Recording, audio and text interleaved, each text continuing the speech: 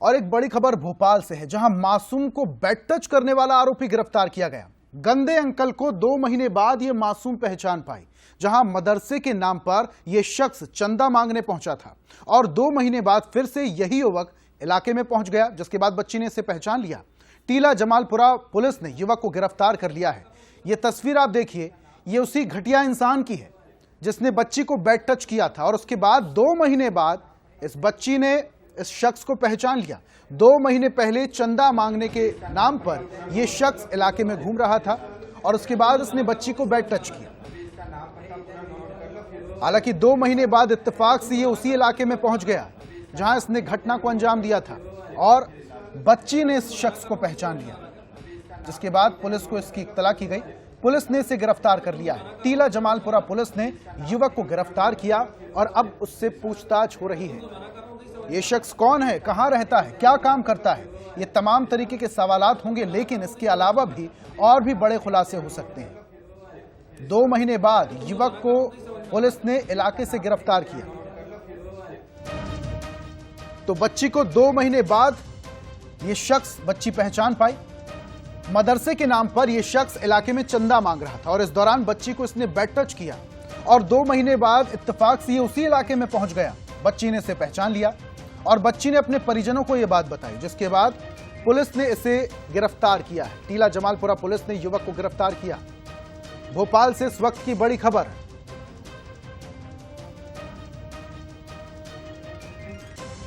और ज्यादा जानकारी के साथ हमारी सहयोगी रंजना लाइव जुड़ी हैं, सीधा उनका रुख करते हैं। रंजना, एक तरफ देश भर में ऐसे कृत्य अलग तरीके से बढ़ते जा रहे हैं, कभी गैंगरेप की घटनाएं सामने आती हैं, कभी रेप की घटनाएं सामने आती हैं और बच्चियां अब तो स्कूलों में भी सुरक्षित नहीं हैं। ये शख्स इलाके में घूम रहा था, दूसरी बार इत्तेफाक से पहुंचा या फिर किसी के बुलाने पर पहुंचा था?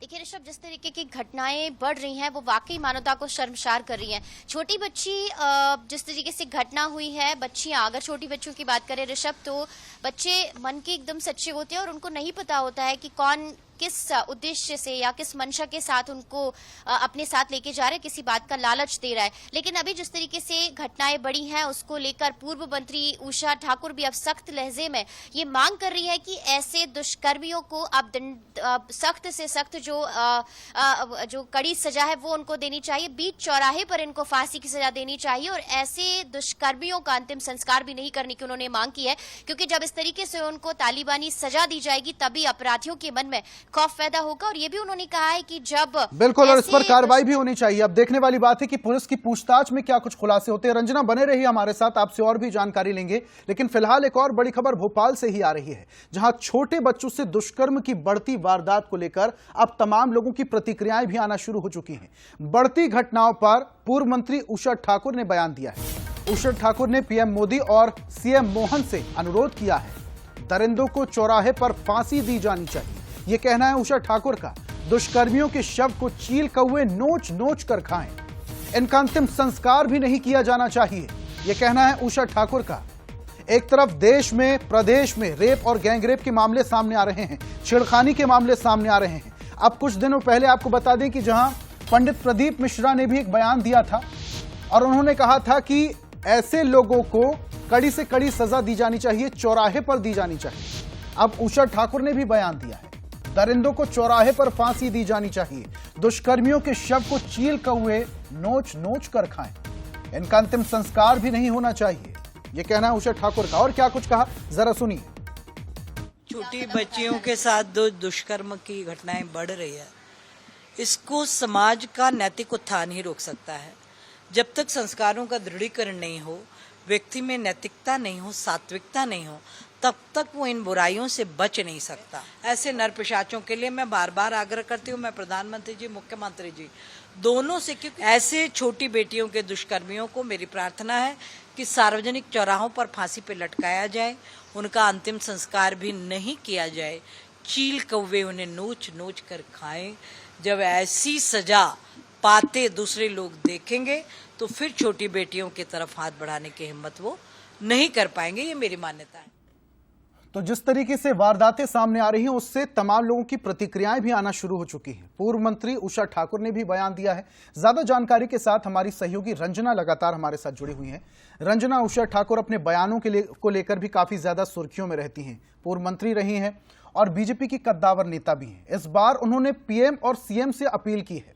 सजा को लेकर वो बात कर रही हैं। क्या लेटर भेजा है या फिर मीडिया के माध्यम से सीएम और पीएम से अपील की है?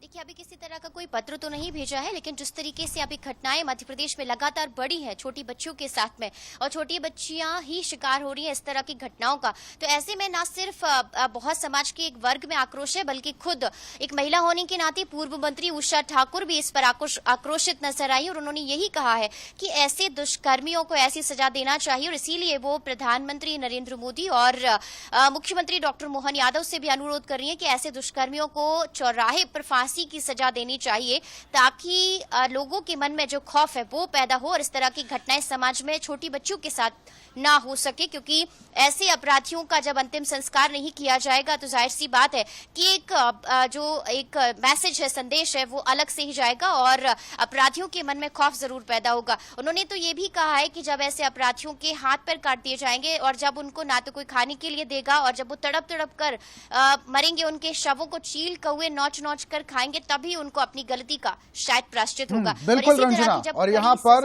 क्या कुछ सुनवाई होती है देखने वाली बात है। हालांकि मध्य प्रदेश सरकार इस पर पूरी तरीके से एक्शन मोड में है। बहुत बहुत शुक्रिया तमाम जानकारियां हम तक साझा करने के लिए रंजना।